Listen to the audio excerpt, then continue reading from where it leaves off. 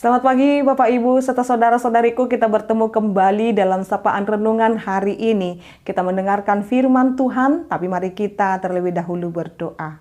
Kasih karunia Tuhan kita Yesus Kristus, kasih dari Allah Bapa dan persekutuan Roh Kudus, itulah kiranya menyertai kamu. Amin.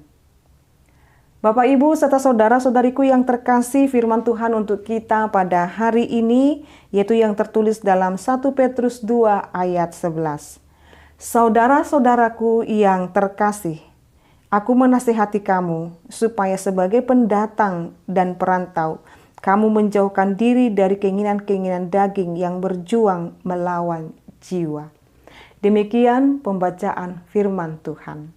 Bapak Ibu serta saudara-saudariku yang terkasih dalam nama Tuhan kita Yesus Kristus, firman Tuhan untuk kita pada hari ini mengingatkan kepada kita bahwasanya kita adalah saudara-saudara yang kekasih atas setiap pemberita firman dan pendengar firman Tuhan.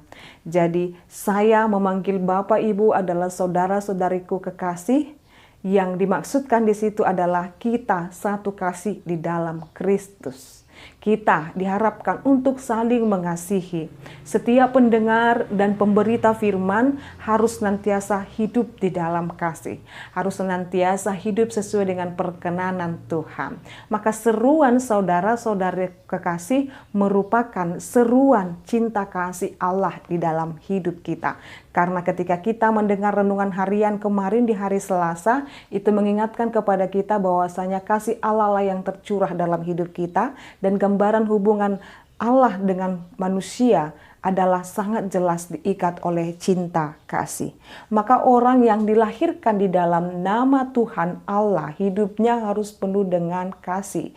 Dan hubungan kepada sesamanya adalah hubungan di dalam kasih Allah. Sebagai orang yang saling mengasihi, perlu dan penting sekali untuk saling menasehati. Bapak Ibu, jikalau Bapak Ibu mengasihi istrimu, nasihati dia untuk hal yang baik. Jikalau ibu atau istri mengasihi suamimu, ingatkan dia, nasihatkan dia kepada hal yang baik.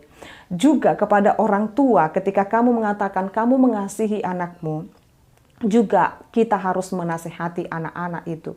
Kepada apa inang? Kepada jalan Tuhan. Dengan apa inang? Dengan kasih Tuhan. Maka orang yang saling mengasihi adalah orang yang bisa saling memberikan nasihat. Dapat memberikan nasihat dan mau menerima nasihat. Untuk apa? Untuk terbentuknya hubungan atau persekutuan yang baik antar sesama kekasih Kristus.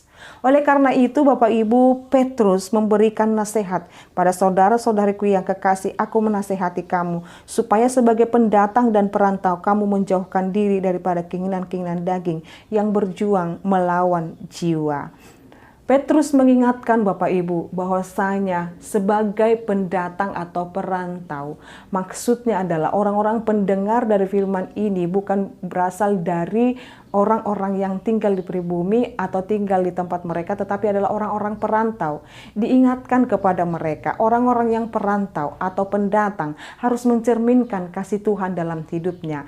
Maka sekeliling tempat itu yang tidak mengenal Allah, ketika orang-orang perantau yang percaya kepada Kristus menjauhkan diri dari hal keinginan-keinginan daging, supaya orang yang tidak percaya kepada Allah akan berkata, mereka siapa?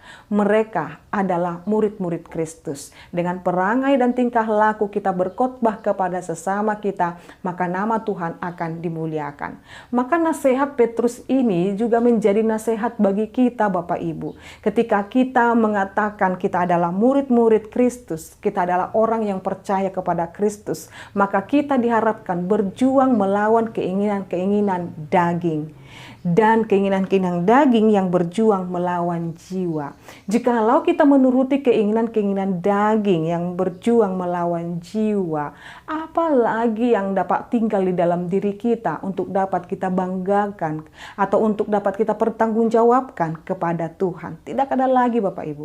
Jikalau kita mau meninggalkan keinginan-keinginan daging dalam kehidupan kita Bapak Ibu, maka kita menjaga kesehatan jiwa kita. Apa hal-hal inang yang harus saya tinggalkan dalam keinginan-keinginan daging?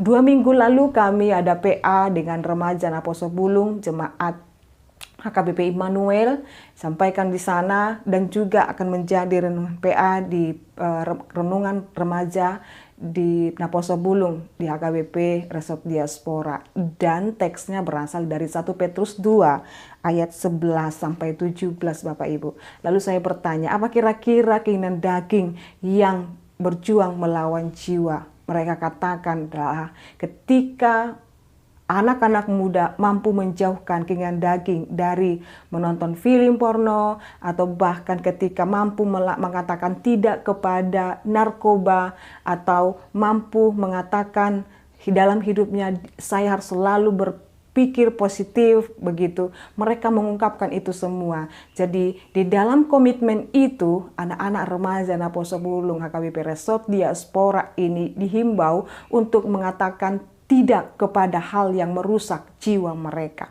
Tidak kepada hal-hal yang membuat jiwa mereka tertekan. Jadi ditambahkan lagi, Inang, ketika saya sudah mendengar firman Tuhan ini, hal yang pertama sekali juga merusak jiwa anak muda saat ini adalah ketika tidak terkendali lagi untuk mengisi atau mengatur waktu dengan banyaknya tersita dengan main game, maka saat ini itu pun juga bisa merusak otak dan jiwa kami. Dan itu pun ya, doakanlah Inang supaya kami bisa menjalani dan kami bisa tidak kecanduan kepada main game. Mereka katakan demikian. Lalu kepada Bapak, Ibu, serta saudara-saudariku, apa kira-kira keinginan daging yang harus kita jauhkan dengan merusak jiwa kita? Mungkin saja sangat sederhana sekali, atau bahkan sering melekat di dalam diri kita, menumpang di dalam diri kita tanpa kita sadari dia melekat di dalam diri kita. Apakah itu? Permusuhan, dendam, iri, dengki, dan membuat kepada kita yang menumpang di dalam diri kita, bahkan menggerogoti kita, bahkan itu yang merusak jiwa dan ketenangan jiwa kita. Ketika kita melihat orang yang kita benci, kita tidak tentram. Itu yang merusak jiwa kita, itu yang merusak hubungan kita dengan Allah. Ketika kita tidak bisa berdamai dengan orang lain, bagaimana mungkin kita bisa berdamai dengan diri kita sendiri? Maka berdamailah dengan diri kita sendiri, belajar untuk mengampuni, maka jiwamu akan tentram. Jangan katakan, mengapa hatiku, mengapa jantungku begitu sangat keras sekali, atau bahkan kencang sekali berdetaknya. Maka ketika kesehatan mengatakan denyut jantung atau ketentraman jiwa, ditentukan bagaimana suasana hati kita. Bagaimana cara kita mengampuni orang lain, memaafkan orang lain, itu memberikan ketentraman jiwa kepada kita. Maka saat ini Bapak, Ibu, serta saudara-saudariku, jauhkanlah keinginan-keinginan daging itu. Berusaha membalaskan dendam, atau berusaha selalu menjadi nomor satu, berusaha selalu terlihat wow di depan mata orang, dan hati kita berlawanan dengan itu. Kita tidak akan tentram jiwa kita.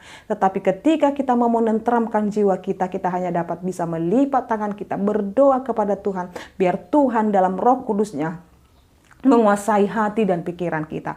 Itulah ketentraman jiwa kita. Maka saat ini nasihat ini diperdengarkan kepada kita Bapak Ibu, jauhkanlah keinginan-keinginan daging itu. Tentramkan hatimu, tentramkan jiwamu, maka sukacitamu akan terpancar di dalam setiap kehidupanmu. Maka Bapak Ibu, selamat memancarkan sukacita itu dengan hati dan jiwa yang tentram bersama dengan Kristus. Amin, kita berdoa. Kami bersyukur ya Allah Bapa kami buat firman-Mu yang mengajarkan kami, supaya kami tetap meletakkan hidup kami kepadamu, supaya kami menjauhkan keinginan-keinginan daging yang dapat berjuang melawan jiwa. Tetapi biarlah kami menjaga jiwa kami supaya tentram, hati kami supaya berdamai, supaya kami dapat senantiasa mendengarkan firman Tuhan dan dapat dikuatkan oleh firman Tuhan. Berkati seluruh jemaat ini Tuhan, bahkan kami saat ini yang berusaha melawan keinginan-keinginan daging dan menjadi serupa dan sempurna sesuai dengan kehendak Tuhan. Hanya padamu-lah kami berserah Tuhan, sebab kami yakin dan percaya Kau merancangkan yang terbaik dalam hidup kami. Dalam nama Yesus Kristus dan pimpinan Roh Kudus kami telah berdoa dan mengucap syukur.